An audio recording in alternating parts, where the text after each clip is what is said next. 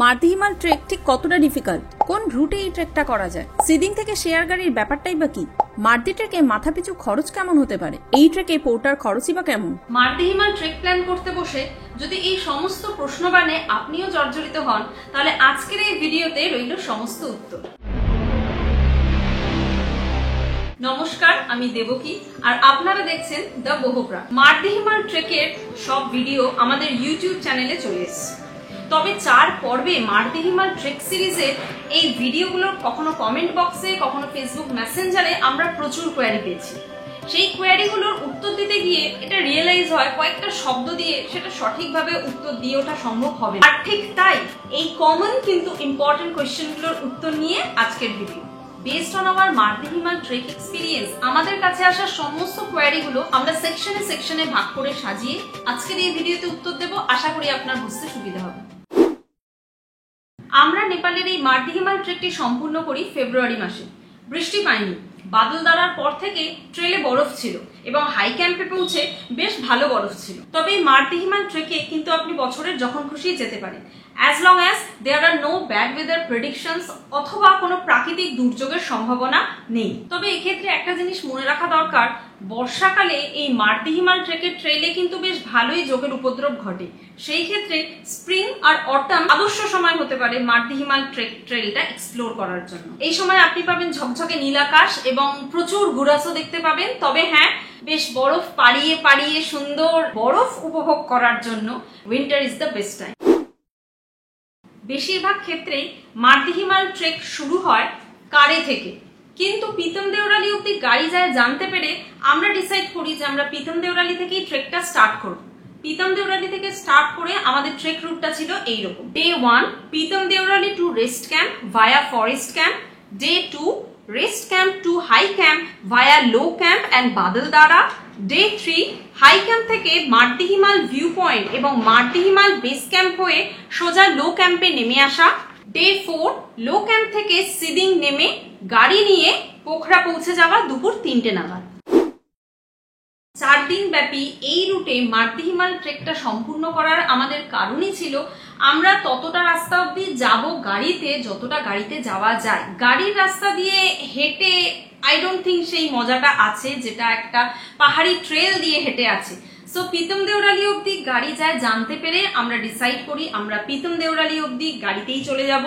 Secondly, আমাদের সাথে আমাদের 10 বছরের মেয়ে ছিল এবং আমরা চাইনি ট্রেকটা খুব হেক্টিক হোক, যে আমরা যেরকম ভাবে, যারা আমার অলরেডি মার্দিহিমাল ট্রেকের ভিডিওগুলো দেখেছেন তারা দেখেছেন আমরা আনন্দ করতে করতে, গল্প করতে করতে, ছবি তুলতে তুলতে, আশপাশটা উপভোগ করতে করতে আমরা ট্রেকটা কমপ্লিট করি। সো আমি সেটাই চেয়েছিলাম এবং হেক্টিক ট্রেকটা যাতে না হয়ে যায় সেই কারণে আমরা এটা 3 দিনে করিনি। আপনার ফিটনেস লেভেল অনুযায়ী আপনি এটা চাইলে 3 দিনেও করতে পারেন। অনেস্টলি আমরা অতটা ফিট নই যে আমরা এটা 3 দিনে করতে পারবো। সো ইয়েস, 4 দিনে এই কারণেই করেছি। এবং আমাদের এই 4 দিনের যেই আইটিনারিটা ছিল সেই আইটিনারি ওয়াইজ আমাদের কোনোদিনই কিন্তু প্রচুর হাঁটা হয়ে যায়নি, বা আমরা যে আমাদের সেদিনে নাইট হল্টে মানে নেক্সট টি হাউসে যে আমরা অনেক বিকেল করে সন্ধে করে পৌঁছেছি সেটাও নয়। আমরা রোজই 3টে-4টের মধ্যে আমরা যেখানে আমাদের নাইট স্টে হবে সেই টি হাউস পয়েন্টে আমরা পৌঁছে গেছি। সো পুরো ট্রেলটার যেইভাবে আমরা ব্রেক করেছি সেই ব্রেকগুলো আমাদের ক্ষেত্রে খুব এনজয়েবল ছিল, আপনার ক্ষেত্রেও হতে পারে। অ্যান্ড চাইলে আপনি আপনার হল্টগুলো নিজের সুবিধা অনুযায়ী, নিজের ফিটনেস অনুযায়ী আগে পরে করে নিতেই পারেন। মার্দিহিমাল ট্রেক আমাদের ক্ষেত্রে অতটা ডিফিকাল্ট মনে হয়নি। অনেস্টলি আমি এটাকে বেসিক টু মডারেটও বলবো না, লাইক বেসিক টু বেসিকের কোনো আপার লেভেল এই অবধি ঠিক আছে। স্পেশালি আপনার যদি প্রিভিয়াস আরো কিছু ট্রেক করা থাকে, ফর এক্সাম্পল আমরা যেমন এর আগে কেজিএল, এবিসি, হারকিদুন এই ট্রেকগুলো আমাদের করা, তো ডেফিনেটলি মার্দিহিমাল ট্রেকটা সেই তুলনায় আমাদের একটা বেশ বেবি ট্রেক মনে হয়েছে, যার সৌন্দর্য আছে প্রচুর সারা ট্রেল জুড়ে, কিন্তু ডিফিকাল্টি লেভেল অতটা নয়, অনায়াসে এই ট্রেকটা কমপ্লিট করা যায়। অ্যান্ড হ্যাঁ, আপনি যে ভিডিওতে আমাকে হাঁপাতে দেখেছেন সেটা দীর্ঘদিন ট্রেক প্র্যাকটিসে না থাকার কারণে দেখেছেন, অরেলস ট্রেলটা ইজি, ট্রেলটা ডিফিকাল্ট নয়। বেশ কয়েকটা কোয়ারি এসেছে যে এই ট্রেকে তাদের সাথে বাচ্চাদেরকে নিয়ে ট্রেক করা যাবে কিনা। ওয়েল, এই ট্রেকটা করার সময় আমাদের মেয়ের বয়স ছিল 10 বছর এবং সে প্রিভিয়াসলি কেজিএল, এবিসি এই ট্রেকগুলো করেছে। সে 5 বছর বয়স থেকেই ট্রেক করছে। তো এই ট্রেকটা তার কাছে বেসিক্যালি সেই এরকম ট্রেক ছিলই না। ওই মানে ওখানকার যে পাহাড়ি কুকুর সাথে সাথে নিয়ে এসে নাচতে নাচতে উঠেছে, নাচতে নাচতে নেমেছে। বাট যে কোনো ট্রেকের difficulty person to person vary করে। কারোর যদি কোনো অলরেডি কোনো ইলনেস থাকে, শরীরে কোনো অসুস্থতা থাকে, বা তার প্রিভিয়াস ট্রেক অভিজ্ঞতা কতটা কি আছে, প্লাস সেই সময় ওয়েদার কিরকম হচ্ছে, কতটা ড্রাস্টিক্যালি ওয়েদার চেঞ্জেস হচ্ছে, টেম্পারেচার কতটা, বৃষ্টি হচ্ছে কিনা, এই ফ্যাক্টরগুলো কিন্তু ইনফ্লুয়েন্স করে যে একটা নর্মাল ট্রেকও আপনার কাছে তখন ডিফিকাল্ট হয়ে উঠতে পারে, একটা আদারওয়াইজ নর্মাল ট্রেলও তখন খুব চ্যালেঞ্জিং হয়ে উঠতে পারে। সো সেইভাবে এটা কোনো ফর্মুলা নয় যে এটা ইজি ট্রেক বা বেসিক ট্রেক, তো এটা সবার কাছে ইজি বা বেসিক ট্রেক হবে। বাট হ্যাঁ, এই ট্রেকটার একটু দূরে দূরেই টি হাউস বা ট্রেকার্স হাট রয়েছে। তো আপনার যদি কোথাও মনে হয় যে আজকে আপনি আর এগোতে পারছেন না, তো আপনি অনায়াসে ডিসাইড করতে পারেন যে আপনি সেদিনটা বা সেই রাতটা ওখানে স্টে করে গেলেন। So yes, based on this factors, একটু ডিস্টেন্স পর পর টি হাউস রয়েছে। আমরা ট্রেলে কোনো বৃষ্টি পাইনি, আমরা ড্রাই উইন্টার টাইমে গেছিলাম। সো খুব তাড়াতাড়ি টায়ার্ড হয়ে যাওয়া, ঘেমে যাওয়া এই টাইপের কোনো প্রবলেমও আমাদের হয়নি, আমরা জোক পাইনি। অ্যান্ড আমাদের সাথে পোর্টার ছিল। এই ফ্যাক্টরগুলোর জন্যই আমার বা আমার 10 বছরের মেয়ের জন্য এই ট্রেকটা যথেষ্ট ইজি ছিল। না, আমরা গাইড নিইনি, অ্যান্ড হ্যাঁ, আমরা পোর্টার নিয়েছিলাম। গাইড নিইনি কারণ মার্দি হিমাল ট্রেকের এই ট্রেলটা খুব ওয়েল মার্কড, অ্যান্ড আপনার যদি একটুও বেসিক ট্রেকিং অভিজ্ঞতা থাকে তাহলে মানে না হারাতে চাইলে আপনি হারাবেন না। অ্যান্ড সেকেন্ডলি, আমাদের মতন আপনি যদি পোর্টার নেন, আপনাকে কিন্তু মাথায় রাখতে হবে পোর্টার কিন্তু আপনাদের সাথে সাথে হাঁটবে না। সে ভারী ব্যাগ ক্যারি করবে, তো সে একটা পয়েন্ট থেকে নেক্সট পয়েন্টে গিয়ে আপনাদের জন্য ওয়েট করবে, সেখানে হয়তো মিট করে আবার সে নেক্সট পয়েন্ট অব্দি এগিয়ে যাবে তার পেসে। আমাদের সাথেও এটাই হয়েছিল। অ্যান্ড দিস এক্সপ্লেন কেন আমি শুরুতেই বললাম যে এই ট্রেলটা ওয়েল মার্ক। আমরা গাইড নিইনি কারণ গাইডের এই ট্রেলে প্রয়োজন হয় না, বিকজ আমাদের পোর্টার কিন্তু সাথে যিনি ছিলেন তিনি কিন্তু এগিয়ে গেছিলেন, এবং আমরা 3 জন অন আওয়ার ওনই কিন্তু ট্রেল চিনে চিনে এক পয়েন্ট থেকে নেক্সট পয়েন্টে গিয়ে পৌঁছেছিলাম। প্লাস পারমিট করানোর সময় মার্দি হিমাল ট্রেকের এই ট্রেলে সাথে গাইড নেওয়া ম্যান্ডেটারি নয় আনটিল আনলেস আপনি সোলো ট্রেকার হন। এনটিপি অফিস যেখান থেকে আপনি পারমিট করাতে যাবেন, সেই পারমিট অফিসের রিসেপশনে আমরা জিজ্ঞেস করি, দেখবেন ওখানে অনেক জায়গায় কাগজও লাগানো পোর্টার গাইডের অ্যাড হিসাবে। সেখানে আমরা রিসেপশনে যে ভদ্রমহিলা ছিলেন তাকে আমরা জিজ্ঞেস করি যে তার কাছে কোনো পোর্টারের কন্ট্যাক্ট আছে কিনা, কারণ প্রিভিয়াসলি আমরা আমাদের এক ফ্রেন্ডের থেকে জেনেছিলাম সেও এরকম ভাবে গাইড পেয়েছিল ফর এবিসি ট্রেক। তো তিনি আমাদেরকে একটা কন্ট্যাক্ট নাম্বার দেন, আমরা তার সাথে কথা বলি। তিনি নিজে পোর্টার হিসাবে যান না, তার সাথে অনেক পোর্টারের কন্ট্যাক্ট আছে, তো সেই হিসাবে আমরা পোর্টার হায়ার করি এবং আমাদের পোর্টারের চার্জেস পড়ে 2600 এনপিআর পার ডে। এই 2600 এনপিআর এ উনি আমাদের 2টো স্যাক ক্যারি করেছিলেন এবং 4 দিনের জন্য উনি আমাদের সাথে ছিলেন। আপনারা কেউ যদি এর থেকে কমে পোর্টার কোথাও পান, গো ফর দ্যাট, কিন্তু আমরা সেই দিন এই অ্যামাউন্টেই পোর্টার পেয়েছিলাম। তো এটা হচ্ছে গিয়ে আমাদের পোর্টার চার্জেস এবং কোথা থেকে আমরা পোর্টার পেয়েছি।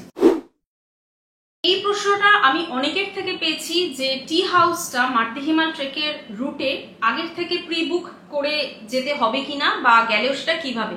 ফার্স্ট অফ অল করে যেতে হবে না। আপনি যদি আনটিল আনলেস আপনি একদম পিক সিজনে যাচ্ছেন যেখানে প্রচুর টুরিস্ট বলা ভুল, প্রচুর ট্রেকার্স ইনফ্লাক্স হতে পারে, সেইটা ছাড়া আপনাকে টি হাউস বা ট্রেকার্স হাট বুক করে যেতে হবে না। অ্যান্ড সেকেন্ডলি বুক করার খুব একটা অপশনও নেই, মানে আপনার কাছে ওখানকার সিম না থাকলে ফার্স্ট অফ অল ওখানে আধা টাইম তো টাওয়ারই থাকে না ট্রেলে, এবং কতটা আপনি কল করে ওভার কল বুক করতে পারবেন আই হ্যাভ বিগ ডাউটস, কারণ অনেক ক্ষেত্রেই কমিউনিকেশনে কিন্তু একটা ইস্যু থাকে। হ্যাঁ, ফেস টু ফেস কারোর সাথে কমিউনিকেশন করে একটা রুমের ফেয়ার নিয়ে কথা বলা is one thing, and over call কোয়ারিটা করা ইজ অ্যানাদার থিং। আপনার টাওয়ার পেতে বা যোগাযোগটা আপনি করবেন কি করে যে আপনি বুক করবেন, তো সেক্ষেত্রে আমি দুটোই বলে দিচ্ছি। যদি আপনি অফ সিজনে যান, যেরকম আমরা গেছিলাম, ট্রেলে হার্ডলি ট্রেকার ছিল, আর পিক সিজনে যান, দুটো ক্ষেত্রেই মার্দি হিমাল ট্রেক রুটে আপনি টি হাউস পেতে গেলে মানে টি হাউসে থাকতে গেলে অ্যাকোমোডেশনের জন্য কি করতে পারেন। অফ সিজনে গেলে মারদি হিমাল ট্রেকের প্রত্যেকটা রুটেই আমি তো বললাম যে রুটের একটু গ্যাপেই মানে একটু ডিস্টেন্সে মেন পয়েন্টগুলো সব জায়গায় টি হাউস রয়েছে এবং একটা টি হাউস নয়, বেশ অনেকগুলো টি হাউসের অপশন রয়েছে। আর যদি আপনি পিক সিজনে যান সেক্ষেত্রে আপনার গাইড বা পোর্টার খুব হেল্পফুল হয় সাথে কেউ থাকলে, কারণ সে আপনার হয়ে আগে গিয়ে আপনার হয়ে একটা রুম সে আপনার ক্রাইটেরিয়া ওয়াইজ একটা রুম সে রিজার্ভ করে রাখতে পারে। আমরা মারদি হিমাল ট্রেকে নয় কিন্তু এবিসি ট্রেকে আমরা যেই সময় গেছিলাম ট্রেলে যথেষ্ট ট্রেকার ছিল এবং আমাদের গাইড যিনি ছিলেন তিনি আগে গিয়ে আমাদের হয়ে একটা রুম উনি রেখে দিতেন আমাদের জন্য। মারদি হিমালে সেটার দরকার পড়েইনি, কারণ আমাদের সাথে যিনি পোর্টার ছিলেন তিনি প্রত্যেকটা টি হাউসে পৌঁছে আমাদের জন্য ওখানে বসে ওয়েট করতেন। আমরা গিয়ে রুম দেখে আমরা নিজেদের মতন করে নেগোসিয়েশন করে যেই রুমটা ঠিকঠাক লাগে সেরকম ভাবেই নিয়েছি। এটা আপনিও করতে পারেন। আমি পার্সোনালি অফ সিজনে ট্রেকে যাওয়া খুব পছন্দ করি, দ্যাটস ওয়াই প্রচন্ড ভিড় বা অ্যাকোমোডেশনের কিছু ব্যবস্থা হচ্ছে না, কিচেনে ঘুমাতে হচ্ছে, মানে কিচেনে ঘুমাতে বাধ্য নয়, আমাকে কেউ অপশন দিলে আমি হ্যাপিলি উইন্টার ট্রেকে কিচেনে ঘুমিয়ে যাব বিকজ এটা এত ওয়ার্ম থাকে। বাট আমাদের সেরকম পরিস্থিতিতে কখনো পড়তে হয়নি, মারদি ট্রেকে তো একদমই পড়তে হয়নি। মারদি হিমাল ট্রেকে মোট কথা যথেষ্ট অপশন আছে, আপনাকে আগের থেকে বুকিং করে কিছু যেতে হবে না এবং আপনি বুকিং করে যেতে পারবেনও না।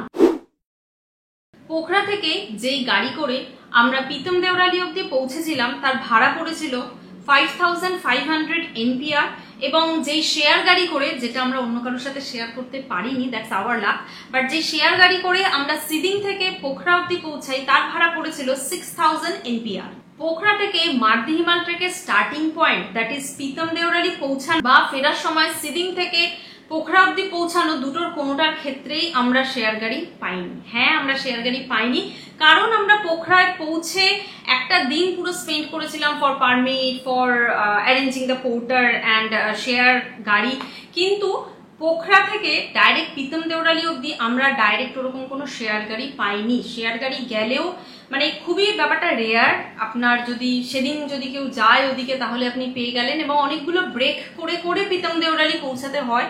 সো আমরা সেই রিস্কটা নিইনি কারণ আমরা পিতম দেওরালি পৌঁছে সেদিনই আমরা ট্রেক করে রেস্ট ক্যাম্প অব্দি পৌঁছানোর আমাদের প্ল্যান ছিল। দ্যাটস ওয়াই আমরা গাড়ি পোখরা থেকে রিজার্ভ করে পৌঁছেছিলাম। অ্যান্ড ফেরার সময় যখন আমরা সিদিং পৌঁছাই, সিদিং থেকে যদি আরো কেউ থাকতো যে আমাদের সাথে গাড়িটা শেয়ার করতে পারতো, ওখানে ওরকম পিক আপ ট্রাক টাইপের থাকে অ্যাভেলেবেল, কিন্তু দ্য থিং ইজ আপনার সাথে তো কয়েকজনকে থাকতে হবে। অ্যান্ড সেই দিন আমাদের আগে আরেকটা গ্রুপ নেমেছিল, তারা একটা গাড়িতেই যাচ্ছিল এবং আমরা 3 জন প্লাস আমাদের সাথে আমাদের পোর্টার ছিলেন। তো আমরা 4 জন ছাড়া প্রায় ওখানে আমরা 40 মিনিটস বা 1 আওয়ারের মতো ওয়েট করি, কিন্তু আর কেউ না আসায় আমরা কিন্তু ওখান থেকে রওনা দিয়ে দিই 1টা নাগাদ এবং 3টের সময় আমরা পোখরা পৌঁছে যাই। যতজন আপনার সাথে থাকবে ওই অ্যামাউন্টটা সেই অনুযায়ী ব্রেক হবে। আমাদের সাথে আর কেউ আসেনি, সো পুরো অ্যামাউন্টটাই আমরা পে করেছি। সো এটাকে শেয়ার গাড়ি বলা চলে না, বাট শেয়ার গাড়ি ওগুলোই যেটায় করে আমরা পোখরায় পৌঁছেছি। এবার আসি আমাদের মারদি হিমাল ট্রেক পর্বের ভিডিওগুলোর কমেন্টে এবং ফেসবুকের মেসেঞ্জারে সবচেয়ে বেশি যেই কোয়ারিটা এসেছে সেটা হচ্ছে গিয়ে আমাদের 2 জন অ্যাডাল্ট, 1 জন বাচ্চা এবং সাথে 1 জন পোর্টার নিয়ে আমাদের মারদি হিমাল ট্রেকের খরচ পার পার্সন কত পড়েছিল। ওয়েল, প্রথমেই বলে রাখি যে কোনো ট্রেকের একটা খরচ ডিপেন্ড করে অনেকগুলো ফ্যাক্টরের উপর, যেটা person to person, team to team vary করে। দ্যাট ইজ আপনি কিরকম অ্যাকোমোডেশন নিচ্ছেন, কতটা আপনি নেগোশিয়েট করতে পারছেন, আপনি কতটা খাবার ক্যারি করছেন এবং কতটা ওখান থেকে কিনে খাচ্ছেন, এবং পোর্টার বা গাইড যদি আপনি নিয়ে থাকেন কতটা নেগোশিয়েট করে সেই অ্যামাউন্টটাকে আপনি কমাতে পেরেছেন। আমার আগের 4টে ভিডিওতে সমস্ত ডিটেল দেওয়া আছে, কোথায় কত টাকার কি থেকেছি, খেয়েছি অ্যান্ড অল দ্যাট। না দেখে থাকলেন অবশ্যই দেখে নেবেন। তো আমাদের মারদি হিমাল ট্রেকে পোখরা টু পোখরা, মানে পোখরায় ভোরবেলা যেদিন আমি পিতম দেওরালির উদ্দেশ্যে রওনা দিলাম সেই গাড়ি ভাড়া নিয়ে এবং আমি সিদিং থেকে যখন পোখরা আবার ব্যাক করলাম সেই গাড়ি ভাড়া নিয়ে, সমস্তটাই নিয়ে আমাদের 3 জনের যদি আমি ধরি পার পার্সন ভারতীয় টাকায় খরচ পড়েছে 9000 টাকা। এবার আমাদের ইন্স্যুরেন্স আমরা একটা করেছিলাম for the teams card, but insurance লাগেনি, একদমই কেউ দেখতেও চায়নি। বাট আমি যেরকম ভিডিওতে বলেছি আমার এবিসি ট্রেকের সময় ইন্স্যুরেন্স ছিল না বলে খুব প্রবলেম হয়েছিল। That's why to be on the safer side আমরা কলকাতা থেকে ইন্স্যুরেন্সটা করে যাই। ইন্স্যুরেন্স এবং পারমিটের কস্টটা ছাড়া আমাদের 3 জনের এক একজনের পার হেড খরচ পড়েছিল 6,800 ভারতীয় টাকা। এটা হচ্ছে কি আমাদের মার্দি হিমালয়ের ট্রেক কস্ট। অবভিয়াসলি আমি জানি এর থেকে কমেও করা যায়, আর বেশির তো কোনো লিমিট নেই। কমে যদি কেউ করতে পারেন, সেখানে গাড়ি ভাড়াটা যদি আরো শেয়ার করা যায়, পোর্টারের প্রাইসটা যদি আরো নেগোশিয়েট করা যায়, আপনি যদি এতটা খাবার দাবার ক্যারি করেন যে আপনাকে হয়তো আমরা যতটা অর্ডার করে খেয়েছি সেটা দরকার না হয়, তাহলে ডেফিনেটলি কস্ট আরো কমবে। সেটা যদি করতে পারেন ডেফিনেটলি গুড ফর ইউ, খুব ভালো ব্যাপার। বাট আমরা করতে পারিনি, না করতে পেরে এবং খাবার দাবারে কম্প্রোমাইজ না করে এটা ছিল আমাদের মার্দি হিমাল ট্রেকের এক একজনের মাথা পিছু খরচ। ভিডিওটি ভালো লেগে থাকলে, ইনফরমেটিভ লেগে থাকলে, আপনার মার্দি হিমাল ট্রেক প্ল্যান করতে হেল্পফুল মনে হলে অবশ্যই কমেন্টে জানাবেন। It will motivate us to come up with more of such Q&A videos in future. Wish you a fantastic মার্দি Himal trek ahead. আবার দেখা হচ্ছে আগামী সপ্তাহে অন্য কোনো ঠিকানায় নতুন অ্যাডভেঞ্চারের গল্প নিয়ে। টিল দেন সঙ্গে রাখুন, দেখতে থাকুন দ্য বহুপ্রাণ।